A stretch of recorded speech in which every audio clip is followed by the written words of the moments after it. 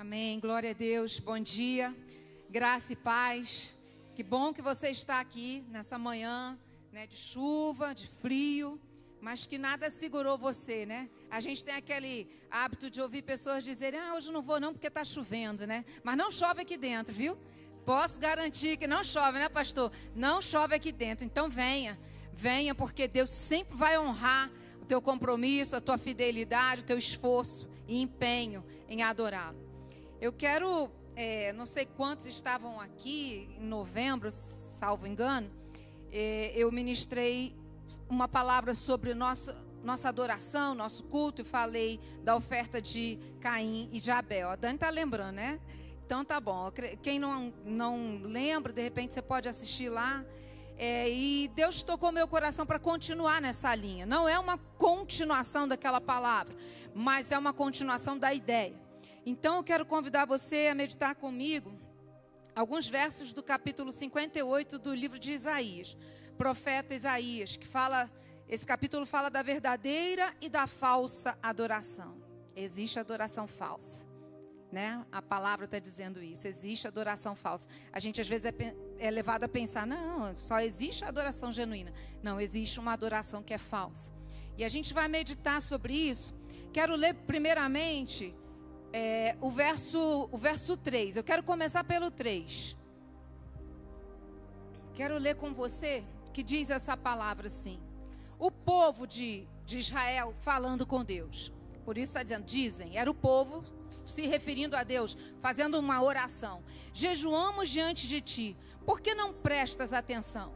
Nós nos humilhamos com severidade e tu nem reparas.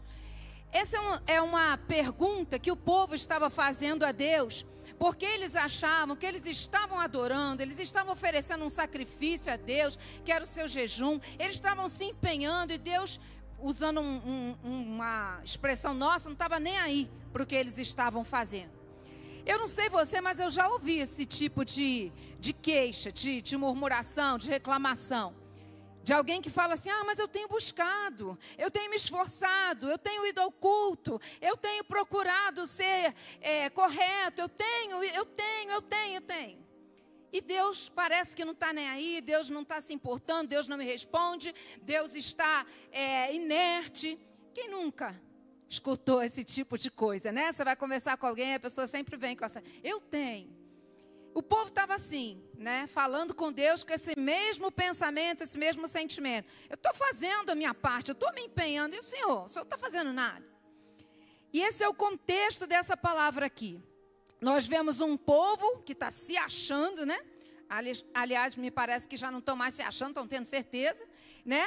E um Deus que está inerte, mas que tem uma razão de estar inerte. Aí a gente volta lá no primeiro versículo, e aí a gente vai ver como que começa essa história. Diz assim, o primeiro versículo. Grite alto. Olha, pastor Clênio, que bênção. Deus está mandando o profeta gritar. Pastora Anice, estamos abonados. Porque grito para profeta é coisa de Deus, amém? Você pode dizer amém? Hoje então, segura aí. Que hoje, enquanto força Deus me der aqui na minha garganta, eu estou abonado. É a palavra que está dizendo. Grite alto, com todas as suas forças. Grite alto, olha aí de novo. Como o som da trombeta. Glória a Deus. Fale ao meu povo Israel sobre a sua rebeldia e sobre os seus pecados. Nós vemos aqui um povo insatisfeito, um povo que está achando que Deus está devendo alguma coisa para eles, porque eles estão fazendo muito, eles estão se empenhando, eles são muito esforçados, eles são muito santos e Deus está devendo para eles. Mas nós vemos aqui um Deus indignado. Não é comum, não sei se você concorda comigo, a gente vê na Bíblia Deus mandando o profeta gritar alto, gritar como uma voz de uma trombeta. Deus está indignado. Mas como assim? Deus não gosta da adoração? Deus não habita no meio dos louvores? Por que Deus está indignado se o povo está oferecendo adoração através de jejum? E aí nós vamos continuar lendo e vamos ver o que a palavra de Deus vai dizer ao povo através daquele profeta. Fala assim ao meu povo Israel sobre a sua rebeldia e seus pecados, verso 2. Apesar disso, agem como se fossem piedosos. Agem como? Vêm ao templo todos os dias. Olha, esse povo ainda era melhor do que nós, né? A gente não vem todo dia, né? A gente acha dificuldade de vir no domingo, não é? A gente não. Tem gente que vem feliz da vida, mas tem gente que acha dificuldade. Esse povo vem ao templo todos os dias. Parecem ter prazer em aprender ao meu respeito. Eles parecem ter prazer. Agem como uma nação justa. Agem como? Não significa que são. Que jamais abandonaria as leis do seu Deus. Pedem que eu atue em favor deles e fingem querer estar perto de mim. Olha que admoestação dura Deus está fazendo aqui. Mas Deus não está fazendo uma dura admoestação para aquelas pessoas que estavam lá do lado de fora do templo, para aquelas pessoas que não professavam a fé em Deus. Não, Deus está indignado, não é com o descrente. Deus não está indignado, não é com o indiferente. Deus está indignado com o seu povo. É esse povo que está aborrecendo Deus de uma maneira que Deus começa a declarar as obras deles, porque quando eles faziam jejum, eles tinham toda uma atuação exterior, né? Eles tinham toda uma vestimenta, toda uma aparência, e Deus está querendo dizer para eles assim: olha, vocês podem estar muito bem na foto, como a gente fala, para as pessoas aí da sua sociedade, para os homens comuns iguais a vocês, mas vocês não estão bem diante de mim, porque eu não estou olhando a sua veste de humilhação, eu não estou olhando a sua aparência de cinzas sobre você, eu estou olhando aquilo que está dentro de você, aquilo que você realmente está oferecendo a mim, não é o que você demonstra do lado de fora, mas é o que vem de dentro. E Deus está falando isso para esse povo. Deus está indignado, porque Ele diz, apesar disso, ou seja, apesar de vocês serem o meu povo, vocês são rebeldes, vocês fingem querer estar perto de mim, vocês demonstram algo externamente, que vocês não estão vivendo internamente, vocês agem como? Vocês têm uma aparência, vocês parecem ter prazer, vocês fingem. E eu me lembrei, e eu não tenho problema com idade, gente. Eu tenho 53 anos. E eu louvo a Deus por isso. Porque Deus tem me dado esses 53 anos e quase 2 meses aí. Eu não tenho problema com isso. E eu acho, sinceramente, meio ridículo essa coisa de você ficar escondendo a idade. Você tem que declarar o que Deus fez. Deus me deu mais de meio século de vida. Eu estou felicíssima porque Ele achou graça na minha vida para eu estar aqui pregando a palavra dEle. Sabe? E aí a gente vê aqui que essas pessoas estavam fingindo. E a gente não tem que fingir, a gente tem que ser. A gente não tem que oferecer algo que não nasceu dentro do nosso coração.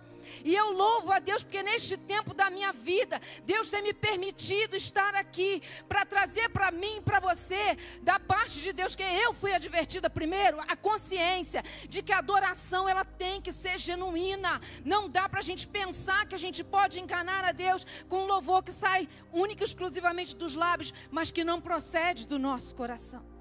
E eles questionam Deus.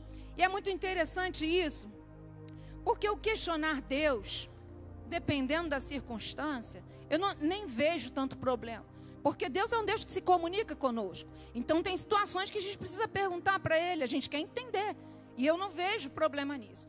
Mas quando eles falam aqui, da forma como eles falam, eu vejo um povo que tem um questionamento já com uma acusação implícita. Exatamente como eu disse aqui. Deus, o Senhor está me devendo alguma coisa, porque eu estou te oferecendo muito e o Senhor não está me dando. Eu estou te ofertando e o Senhor não está me respondendo. Então não era um questionamento do tipo, Deus, o que há de errado? Por que as minhas orações não estão subindo? Por que o meu jejum não está te agradando? Não era esse tipo de questionamento. Era um tipo de questionamento que questionava assim, Deus, nós fazemos tudo isso e o Senhor não está nem aí. Ou seja, estavam encostando Deus na parede, achando que Deus estava devendo a eles alguma coisa, que o problema estava com Deus. E eu já disse isso aqui e volto a dizer. Quando alguma coisa na nossa caminhada não está dando certo, quando a gente está buscando a Deus, pedindo, orando, e as coisas não estão funcionando, olhe para dentro de você. Porque Deus é perfeito em todos os seus caminhos. Ele é imutável. O Deus que foi perfeito no passado continua perfeito hoje e permanecerá perfeito. Se alguma coisa está dando errado, é hora da gente olhar para dentro de nós, pedir que o Espírito Santo nos conduza nessa introspecção para a gente perceber onde nós estamos falhando, porque a falha nunca está com Deus. E aí a parte B do verso 3 vai dizer assim, né, o povo fala, né, jejuamos diante de ti, por que o Senhor não presta atenção? Nós nos humilhamos com severidade, tu nem reparas.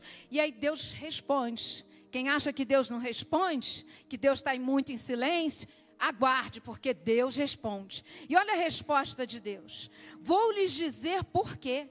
Eu respondo. É porque jejuam para satisfazer a si mesmos. Enquanto isso, oprimem seus empregados. Olha que coisa interessante isso aqui. Jejuam para satisfazer a si mesmos. E eu fiquei me perguntando, né, quando eu li isso. Deus, como assim jejuar para satisfazer a mim mesma? Sabe, Rafa, quando eu quero satisfazer a mim mesma, eu como pizza, eu como churrasco, eu tomo sorvete de flocos. Eu não faço jejum para satisfazer a mim mesma. Para satisfazer a mim mesma, eu como é muito, porque comer é bom e crente gosta de comer. E eu fiquei assim, Deus, como assim? Jejum para satisfazer a si mesmo. Né, eu já falei, eu jejuo para satisfazer a mim mesmo tomando Coca-Cola, né, isso aí. E aí Deus me falou, não é uma satisfação do físico. A satisfação que eles buscavam era uma satisfação da sua alma. Eles queriam se apresentar diante das pessoas como alguém muito religioso, como alguém impecavelmente na sua conduta moral, na sua espiritualidade, como alguém que era impecável. E era essa a vaidade dessas pessoas. Eles criaram uma espécie de jejum que era um paralelo ao jejum no padrão de Deus. Então se estabeleceu ali o jejum padrão de Deus e o jejum padrão deles. O padrão deles era aquele, né? Joga cinza, veste roupa de saco, se humilha. E o jejum padrão de Deus é aquele que nasce de dentro do coração. Você pode estar todo bonitinho, todo arrumadinho, com a sua roupinha da Shein, com a sua chapinha aí, mas o Senhor está querendo dizer para você que aquilo que está dentro de você é aquilo que Ele realmente se importa. Não que o exterior não seja importante, mas Ele vai apenas refletir a santidade, a devoção, aquilo que está dentro do teu coração que você deseja ofertar para Ele. E aí Deus vai repreendendo duramente esse povo, dizendo que no verso 4, de que adianta jejuar se continuam a brigar e discutir? Se você tem feito jejum assim, Deus hoje está aqui alertando você. Com esse tipo de jejum, não ouvirei suas orações. Vocês se humilham ao cumprir os rituais, curvam a cabeça como um junco ao vento, vestem-se de pano de saco e cobrem-se de cinzas. É isso que chamam jejum? Acreditam mesmo que agradará o Senhor? Queridos, essa é uma questão interessante para a gente pensar aqui. Deus não estava falando contra o jejum. Observa que em momento nenhum Deus fala assim, pare de fazer jejum. Não se trata disso. E eu também, de forma nenhuma, estou aqui dizendo, não faça jejum que Deus não vai receber. De forma nenhuma. Não entenda errado. A questão aqui não era o que eles estavam fazendo, não era o fazer. Deus estava aqui alertando o povo, não sobre o fazer, mas sobre o deixar de fazer. Porque no dia do jejum, eles brigavam uns com os outros, eles oprimiam seus empregados, eles tinham práticas de injustiça e eles não baseavam, não alinhavam a sua vida, aquela adoração que eles estavam ofertando a Deus com o propósito de Deus. Sabe, isso é muito sério. Eu tenho visto pessoas e mais recentemente estive conversando com algumas pessoas, não são pessoas aqui da igreja, pessoas que eu conheço de outras situações, e uma delas falava para mim, olha, eu estou passando uma situação muito grave na minha família, uma enfermidade muito séria, e ela falou, eu não sei mais o que fazer para Deus. Ela é uma pessoa cristã já há muito tempo. Eu não sei mais o que fazer para Deus. Eu estou no jejum de Daniel, e a gente olha e vê que realmente ela emagreceu bastante. Eu estou no jejum de Daniel. Eu estou fazendo isso, fazendo aquilo, e fazendo aquilo outro. E quando eu olho para ela, eu fico orando, Deus, abre o entendimento. Porque ela se veste como uma pessoa que nunca conheceu Deus. Eu na minha condição de cristã, sabendo que ela também é, eu tenho vergonha pela forma como ela se veste. E aí a pergunta, porque tem gente que é assim, tem gente que é fiel dizimista, mas só pisa na igreja para levar o dízimo, ou às vezes nem pisa. Tem gente que é fiel, no seu carro não tem outra coisa, ele entra no carro é só louvor. Mas ele nunca aparece na igreja, ele não oferta nada a Deus em termos de uma vida de santidade. E eu quero nessa manhã, em nome de Jesus, convidar você a refletir sobre isso. O que você está ofertando? O povo estava ofertando jejum, e Deus estava querendo santidade. O povo estava ofertando uma oferta de sacrifício da comida, e Deus estava querendo um alinhamento com a vontade dEle. Deus estava querendo um testemunho de uma vida que verdadeiramente é comprometida com Ele, com a sua palavra. Deus estava querendo que aqueles homens que jejuavam, aquelas pessoas que jejuavam, parassem de oprimir seus empregados, parassem de guerrear uns contra os outros. Sabe, querido, a gente precisa aprender aqui a alinhar a nossa vida com a vontade de Deus, porque às vezes você está oferecendo coisas a Deus e não está tendo resultado, porque não é isso que Deus requer de você. E não sei se você já percebeu, mas é muito fácil para nós a gente fazer aquele tipo de voto assim: ai, eu não vou mais pintar minha unha de roxo enquanto Deus não me ouvir nessa situação. Querido, deixa eu ser muito sincero com você. Eu não acredito muito que Deus está preocupado se a sua unha está roxa, preta, vermelha. Eu creio que Deus está muito mais preocupado com aquilo que procede do seu interior. Sabe, talvez Deus esteja requerendo hoje aqui, em vez de você estar preocupado, enquanto eu não vencer essa causa, essa batalha, eu não como chocolate, eu não estou aqui, volto a dizer, invalidando o esforço, o sacrifício de ninguém. Mas pergunte a Deus se a questão da sua vida é realmente o chocolate, é a cor do seu esmalte, é o seu cabelo, é aquilo que você, de repente, está pensando em fazer ou deixar de fazer. Porque o que nós vemos aqui, são pelo menos 3 situações aqui. A primeira delas é exatamente essa.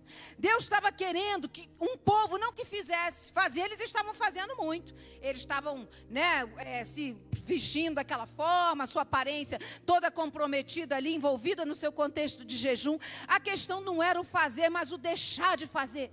Sabe, talvez nessa manhã você esteja ofertando muita coisa a Deus, você esteja dizimando, ofertando, você está cantando, e Deus está querendo que você deixe de fazer, porque a questão hoje de muitos na igreja do Senhor, não é o quanto que a gente faz, mas o quanto que a gente deixa de fazer, porque o caminho é estreito, não é largo, a porta é estreita, não é larga, porque não há como você alcançar o céu andando por caminho largo. O evangelho é essencialmente renúncia.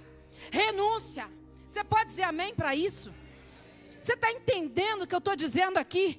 Porque nós hoje estamos impressionante, pastor Silva, como que a nossa classe, quem estava lá na classe da intercessão, como que ela foi abordado tudo isso, né? A questão do, né, pastora Anice, como que foi tratado tudo isso? Porque hoje, queridos, há um evangelho, me parece paralelo, sabe? Um evangelho que não traz mudança, transformação. A gente foi adequando, a gente foi ajustando, e isso não vem de Deus para as nossas vidas. Então a primeira coisa que você tem que fazer na sua adoração, seja ela jejum, oferta, uma adoração cantada, o que seja que você queira dar ao Senhor, é renúncia, parte de renúncia. Comece a perguntar a Deus: Senhor, eu estou fazendo muita coisa, eu não estou alcançando aquilo que eu desejo, o que eu preciso renunciar? Porque às vezes não é o fazer, eu insisto nisso, às vezes é o deixar de fazer. E uma segunda coisa que eu vejo aqui são esses atos externos, né? O jejum que foge do padrão de Deus. Porque, queridos, Deus tem padrão. Deus tem padrões. A palavra fala, quando Ele criou todas as coisas, ele acabava de criar uma coisa, Ele viu que era bom. Acabava de criar outra coisa, viu que era bom. Deus tem padrão de qualidade. Deus tem padrões de qualidade. Quando Jesus foi questionado sobre o grande mandamento, o que Ele falou? Ame a Deus e tá beleza. Foi isso que Ele falou? Ou tinha um padrão? Ame a Deus de todo o teu coração, com toda a tua força, com todo o teu entendimento. Ame a Deus dessa maneira. Não é só, eu amo a Deus, legal. Não, ame a Deus com tudo que você tem, com todo o seu entendimento, com toda a sua força. É assim, tem padrão, querido. O povo começou a deturpar o padrão de Deus lá no passado e continua deturpando o padrão de Deus hoje. A gente acha que pode vir aqui e cantar lindamente, é maravilhoso, tem ar-condicionado, tem a cadeira confortável, tem uma equipe de louvor maravilhosa, mas tem que ter padrão. O padrão precisa começar de dentro de nós, de uma vida santa lá fora, para que quando você chegue aqui domingo, você não fique, o culto estava tão frio, estava tão gelado. Pergunte para você mesmo, porque se você às vezes for olhar o irmão do lado, ele sentiu profundamente a presença de Deus, mas é difícil a gente sentir Deus quando a gente passa uma semana inteira longe dele. É difícil. O evangelho é renúncia. O evangelho é renúncia. Uma outra coisa que a gente vê aqui nesse jejum, que não é o fazer, mas o deixar de fazer que Deus está cobrando deles, é também o como fazer. Sabe, queridos, é o padrão, é como fazer. Eu não posso estar uma hora aqui sendo uma bênção aqui, pregando, adorando, e quando eu chego na minha casa, eu sou uma pessoa que tem uma boca suja, eu sou uma pessoa que oprimo um empregado, alguém que me preste um serviço, eu sou uma pessoa que fica brigando com as pessoas que convivem comigo o tempo todo. Eu não estou dizendo dos acidentes de percurso, tá, gente? Porque nós, às vezes, temos isso, uma palavra que saiu da nossa boca que não era para ter saído, mas que a gente reconhece, pede perdão. Eu não estou falando, o pecado para nós deve ser isso, um acidente de percurso, e não uma prática.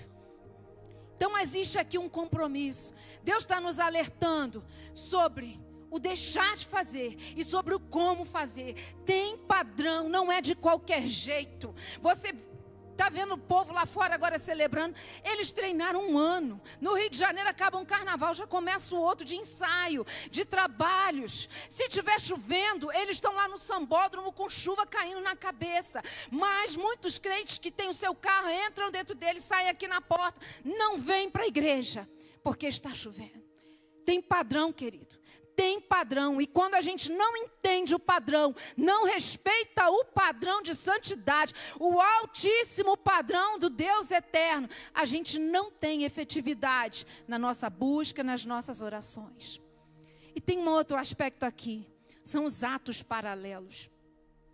Esse povo, ao mesmo tempo que jejuava, faziam aquilo que agradava a eles, que era criar confusão, contenda, oprimir pessoas. Quantos de nós hoje, como isso está comum na igreja, um evangelho paralelo, uma vida paralela. Eu sou uma bênção aqui pregando, mas quando eu saio daqui, ninguém nem me reconhece como crente em Jesus Cristo, porque eu tenho vidas paralelas. Uma vida quando eu entro por aquela porta e outra quando eu saio. Querido, Deus abomina, por isso que Ele manda o profeta, grita igual trombeta, porque eu não me agrado, porque eu não quero que permaneça dessa forma na minha presença. Eu não me agrado, isso não alegra o meu coração, eu rejeito, eu não recebo.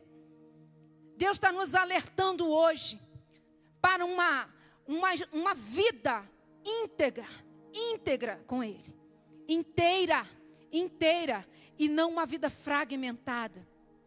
O problema não era o fazer, o problema era o deixar de fazer algumas coisas, o como fazer outras coisas.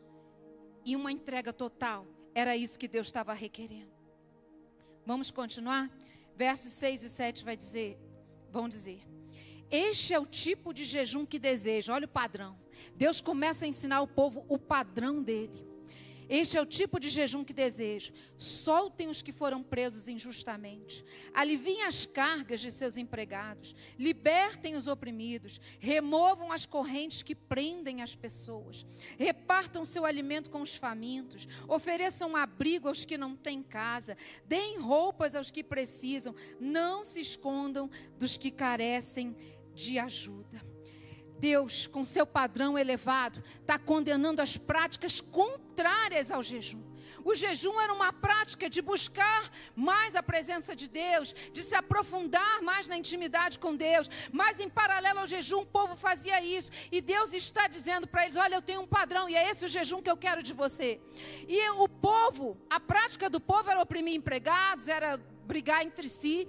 E eu fiquei me perguntando, O que hoje está impedindo a minha adoração? O que hoje está impedindo a sua adoração, a adoração da igreja deste tempo? Porque no passado, 12 homens, depois 11, até que viesse Matias, no passado, aqueles homens entregaram a vida deles, eles entregaram o seu sangue, a sua cabeça, eles entregaram o seu corpo, para que esse evangelho chegasse até a mim e a você, transformasse a minha e a sua vida. Quem era você? Pensa aí, como eu também já pensei. Quem seria hoje você, se aqueles homens lá do passado não tivessem se sacrificado, para que a palavra de Deus te alcançasse? Onde você estaria agora?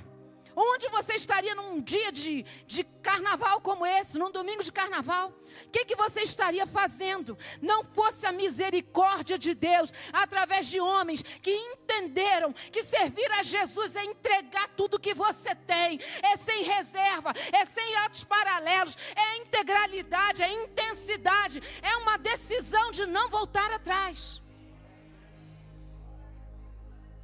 Por que nós, pessoas comuns como eram aqueles homens, acho até que a gente está melhor do que eles, a gente tem muito mais instrução, muito mais recursos, a gente está melhor do que eles. Por que nós não temos resultados sequer próximos do que aqueles homens tinham?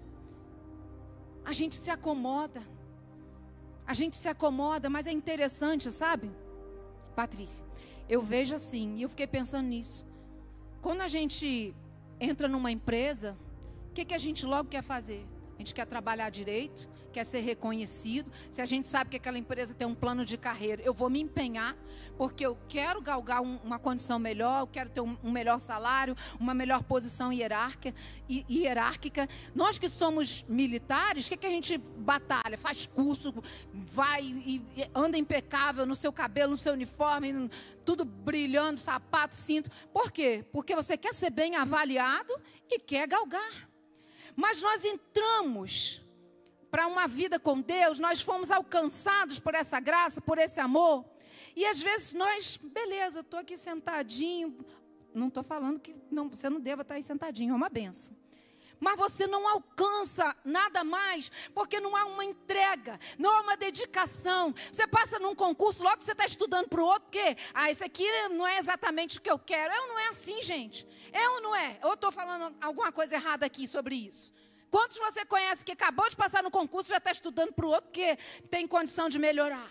Por que nós não aplicamos isso na nossa vida com Deus, na nossa vida cristã? Por que nós, quando fomos alcançados pelo amor de Deus, não pensamos, olha, o pastor Bruno prega maravilhosamente bem aqui, eu vou me juntar com ele, porque eu quero aprender com ele, eu quero crescer com ele, eu quero pregar igual a ele, eu quero alcançar coisas maiores, eu vou me juntar com a pastora Sandra, uma mulher de oração, eu vou crescer, eu não vou ficar aqui só sentado na cadeira ouvindo, porque eu quero crescer e eu quero alcançar tudo que Deus tem para a minha vida. Essa não é uma palavra assim, né? Eu já falei, pastor Bruno, papai, por que é só comigo?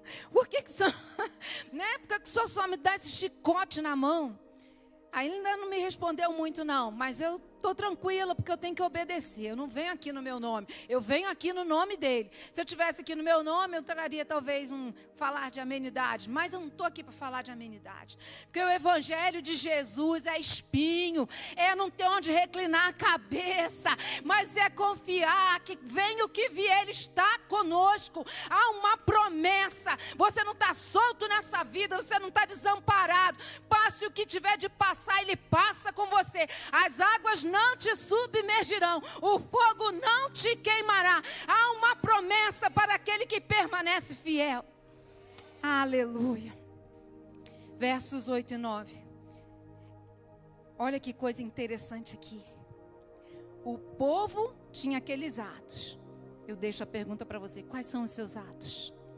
Quais são os atos que você tem cometido, que tem feito com que a sua vida com Deus seja uma vida rasa, sem profundidade, sem resultado? Você não tem bênção para contar. Você vem para a igreja ouvir o testemunho do outro, você não tem. Por que você não tem? Porque Deus só ama o outro? De forma alguma. A palavra deixa muito claro que não é assim, que Deus nos ama e não faz acepção de pessoas. Mas aí tem um então de Deus aqui no verso 8. Deus dá o padrão dele. Obedeçam o meu padrão. Façam da forma como eu estou ensinando. Então, e aí, pastor Jailson, eu sou obrigada a ir para a língua portuguesa que eu amo, né? A língua portuguesa é uma bênção. O que o então significa? O então, ela é uma ligação, um termo que conclui, né? Ela é me fugiu aqui agora, gente. O então é uma conjunção conclusiva, coordenativa conclusiva. Ou seja, análise sintática. Existem termos aqui numa oração e existem termos aqui na outra. Então vem para ligar, vem concluir que aquilo que você está falando no segundo período da sua frase é consequência do primeiro. Há uma relação aqui de causa e consequência. Eu me lembro quando cheguei em Brasília, as pessoas falavam assim, quando você perguntava alguma coisa, tipo, sei lá, onde você mora? A pessoa, então. Aí eu ficava assim, até falava com a Ingrid, não entendo, por que esse povo fala assim? Então não começa a frase. Então continua a frase. Então não começa. Não tem o povo que fala assim, eu acho que está meio na gíria, né? Aí você pergunta alguma coisa, quantos anos você tem? Então. Aí eu fico assim, então o quê? Ninguém falou nada.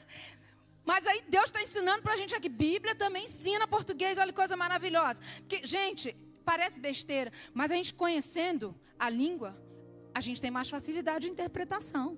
Por isso que é importante. Estudar na vida secular ajuda a gente aqui. E aí Deus dá todo o padrão. Vocês devem fazer assim, assim, assim, assim. Então a sua luz virá como o amanhecer. Suas feridas sararão num instante. Sua justiça os conduzirá adiante. E a glória do Senhor os protegerá na retaguarda. Então vocês clamarão e o Senhor responderá. Aqui estou, Ele dirá. Olha a relação de causa e consequência aqui. Olha o então de Deus funcionando aqui. E eu oro e creio e declaro essa palavra como uma palavra profética sobre a sua vida. Que o então de Deus vai se manifestar. Que o então de Deus vai se revelar a você. Para que você alcance isso aqui que está dizendo a palavra. Justiça, saúde. Você vai alcançar isso. Você vai clamar e o Senhor vai dizer, aqui estou. Que coisa maravilhosa. Quantos de nós aqui nessa manhã não tem pelo menos uma causa em que a gente quer ouvir Deus dizer, aqui eu estou. Quando se apresenta, Senhor, cura o meu filho. E Deus dizer, aqui eu estou. Você dizer, Senhor, me dá uma oportunidade melhor de trabalho. E Deus, aqui eu estou. E quando Ele está, a mão dele não está encolhida, o ouvido não está gravado, Ele está para abençoar. Ele é o doador de todas essas coisas. E Ele quer que você entenda, siga o meu padrão, porque aqui eu estou para abençoar a tua vida. Vamos lá, continuar lendo. Gente, eu já comecei, né? Gritando, né? Porque a palavra está dizendo para eu gritar, então eu vou gritar. Amém, Jesus? Glória a Deus. Verso 9 ainda, a parte B. Removam o jugo pesado de opressão. Parem de fazer acusações e espalhar boatos maldosos. Deem alimento aos famintos e ajudem os aflitos. Queridos, Deus está dando comandos ao povo aqui. Talvez essa não seja a sua questão, nem a minha. A gente, né, ajuda aqui na ação social, a gente faz essa parte também aqui na igreja. Mas qual é a parte que Deus está requerendo de você? É o que eu te pergunto nessa manhã. O que Deus está pedindo de você? E no fundo, você até sabe, muitos até sabem. Mas você prefere ofertar o chocolate, o docinho, a unha, o cabelo, mas você não quer ofertar aquilo que Deus realmente está requerendo de você. O que Deus nessa manhã está dando um comando para você? Olha, pare de fazer isso. Pare com essa prática, pare com essa atitude. É isso que está invalidando você alcançar os seus objetivos. Pare com isso. Pare com essa conduta. Isso não me agrada, isso fere meu coração, fere a minha santidade. O que Deus hoje está dizendo para você? Ou já vem dizendo há muito tempo? Ou Deus já falou várias vezes e você fica empurrando isso para frente, procrastinando. E Deus está dizendo hoje de novo, pare com isso, porque eu tenho muito mais para a tua vida, mas você não alcança, porque você está vivendo uma vida paralela. Você tem o seu padrão e você esquece do meu padrão. O que Deus hoje está dizendo para você? Olha, entrega isso para mim. Mas você acha, eu não tenho condição, eu não consigo. Você não se rende totalmente. Deus não está preocupado com o jejum daquilo que a gente come simplesmente, ainda que o jejum seja muito importante. Mas Deus está preocupado com o nível da entrega. O nível da entrega, porque as pessoas entregavam algo que me parece era fácil para eles. Fazerem jejum, se vestir humildemente, né, se colocar ali aparentemente como quem estava jejuando para serem vistos. Mas Deus estava querendo um outro nível de entrega. Um nível de entrega que questiona, que confronta aquelas nossas práticas de sempre, que a gente já vem naquilo enraizado e sabe que não condiz com a palavra, mas a gente continua fazendo. Porque um dia eu vou mudar isso aí. Querido, não é tempo mais. Não é tempo mais. Não é tempo mais da gente continuar coxando entre dois pensamentos. Estamos caminhando cada vez mais apressadamente para um tempo em que você realmente ou vai permanecer, porque você é um cristão genuíno, ou você não vai se sustentar nas aparências, no jejum exterior, mas que não nasce de dentro do seu coração. Sabe, eu tô lendo um livro do pastor Luciano Subirá, chamado Graça Transformadora, e eu fiquei assim muito impactada com uma citação desse livro que eu quero ler aqui para vocês. É uma citação de um missionário que foi missionário na Índia por muitos anos. E por ser missionário na Índia, ele soube bem o que é enfrentar a oposição ao Evangelho. O nome desse missionário é Stanley Jones. E esse missionário, ele faz essa afirmação que é citada no livro. Presta atenção, por favor.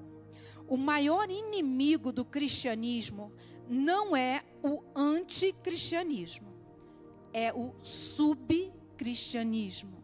Um termo que talvez a gente nem tenha ouvido. Subcristianismo, ou seja, aquilo que está abaixo do cristianismo. Não chega a estar no nível de ser cristianismo, está abaixo. O maior inimigo do cristianismo não é o anticristianismo, é o subcristianismo. Apesar disso, apesar do subcristianismo, muitos ainda continuam não percebendo a força opositora desse subevangelho que tenta diluir a obediência devida a Cristo. Lembra quando você vai tomar as gotinhas de remédio, você dilui na água?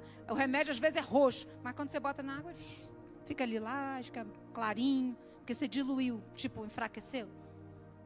Eu vou ler de novo. O maior inimigo do cristianismo não é o anticristianismo, é o subcristianismo. Apesar disso, muitos ainda continuam não percebendo a força opositora desse subevangelho que tenta diluir a obediência devida a Cristo. Eu não sei se isso impacta você, mas a mim impactou muito. Porque eu não quero viver um subevangelho, eu não quero viver um subcristianismo. Eu quero ser o melhor que eu possa ser para Deus. Eu não estou competindo com você, eu não estou competindo com o outro, eu estou competindo comigo mesmo. Porque Paulo fala isso sobre uma carreira que nos foi proposta. Eu tenho que ser melhor hoje do que eu consegui ser ontem. Eu preciso ser amanhã melhor do que eu estou sendo hoje. Porque quando nós somos atletas, treinamos, quando nós estudamos, quando nós temos uma meta na nossa profissão, na nossa vida secular, nós nos esforçamos para melhorar, e eu já disse e repito isso aqui. Mas na hora do evangelho, muitas vezes a gente está professando um subevangelho, um subcristianismo. Isso precisa tocar, mover a gente por dentro. Porque quando Deus mandou Jesus para nós, Ele nunca foi um subdeus, Jesus nunca foi um subcristo, e esse evangelho que Ele veio para trazer, para nos libertar, para nos salvar, para nos curar, nunca foi um subevangelho. Então eu não vou ofertar a Deus aquilo que não me custa nada. Davi entendeu isso e por isso foi tão abençoado. Mas hoje nós queremos ser abençoados para praticar alguma coisa para Deus. Queridos, não inverta a ordem. A ordem é: busca primeiro o reino, busca primeiro a justiça, busca primeiro a santidade, busca primeiro andar de acordo com a vontade de Deus, e todas as outras coisas serão acrescentadas a você. Qual o teu nível de entrega? Qual o teu nível de entrega? Eu venho todo domingo aqui. Eu gosto de ouvir o pastor Clênio. Eu gosto do ministério de louvor. Queridos, tem que ser mais. Tem que ser muito mais. Para pensar no quanto Deus tem transformado sua vida, sua casa, do quanto Ele tem transformado pessoas que você conhece, que você já olhava e não dava nada por aquelas pessoas. Para transformar. Você acha que o que você está dando a Deus é muito? Será que você está pensando igual aquele povo lá? Nós jejuamos, nós nos sacrificamos e o Senhor não está nem aí. Eu quero caminhar para concluir. Versos 10, parte B, vamos até o 12. Deem alimento aos famintos, ajudem os aflitos. Então, olha o então aí de novo, gente, que benção. Não é aquele então sem propósito na frase, não. É o então que conclui a ideia inicial. Siga o meu padrão e então a sua luz brilhará na escuridão. A escuridão ao redor se tornará clara como o meio-dia. Gente, como que pode a escuridão se tornar clara ao meio-dia? Só tem um nome para mim, milagre. Deus está dizendo, então, vou fazer milagre na tua vida. A tua luz vai brilhar até na escuridão. Então, as trevas vão ser claras como meio-dia na tua vida. Deus está dizendo, se você seguir o meu padrão, então eu vou te abençoar. Talvez você tenha começado esse ano aqui, já se lamentando, porque desde o ano passado você está orando, buscando, pedindo, e as coisas não aconteceram. E Deus está te dando aqui agora a oportunidade. Como alguns gostam de dizer, Deus está te dando a chave, a revelação. Siga o meu padrão, que então você vai ter êxito. Então você vai ser próspero. Então você vai alcançar a bênção. Quem achava que eu nunca tinha uma palavra de bênção, olha aí, tem uma palavra de bênção. Respeita, obedece, se consagra, que Deus vai te abençoar. Aleluia, aleluia. Respeite, reverencie, adore de todo o coração. Amém, Jesus. Tem uma outra coisa que eu queria compartilhar. Eu falo que vou ler, daqui a pouco eu já não estou lendo. Ô, Abner, só Jesus na causa, né? Tem uma outra coisa que chamou muito a minha atenção já há alguns meses. Eu não sei quem teve acesso a isso. Eu tive. Eu recebi um vídeo, esses videozinhos de internet, que um homem, ele era um ex-membro de uma facção criminosa das maiores, eu acho até que é a maior, do país. E ele contava, né, que ele saiu da facção e ele não tinha mais casa. Então ele morava assim, tipo, cada dia ele estava num lugar, porque ele estava sendo muito perseguido, e ele quis sair, e o pessoal falando para ele, cara, vai lá, conversa, que você quer sair, e ele disse, vocês não entendem, só tem duas formas de sair do crime. A primeira é quando se fica doente, muito doente, que aquela doença incapacite você a permanecer na sua atividade ali no crime. A segunda, gente, presta atenção nisso, presta muita atenção nisso. A primeira é a doença incapacitante. A segunda é quando você se converte. Ele fala quando vai para a igreja.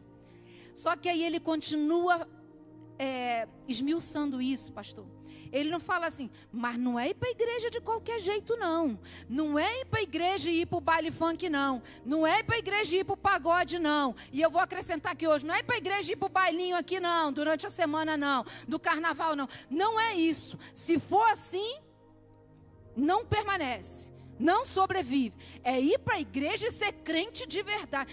Gente, era um integrante do crime dizendo isso. E por que eu e você não entendemos que quando a gente vem para a presença de Deus é para ser de verdade, é para ser íntegro, é para ser inteiro, é para ser profundo, é para ser genuíno, é para ser verdadeiro. Não é para ficar brincando com Deus. Deus não se deixa escarnecer. Tem gente que acha, eu vou lá na igreja, eu gosto, não faço mal a ninguém. Não se trata disso, não é isso que vai levar você para o céu.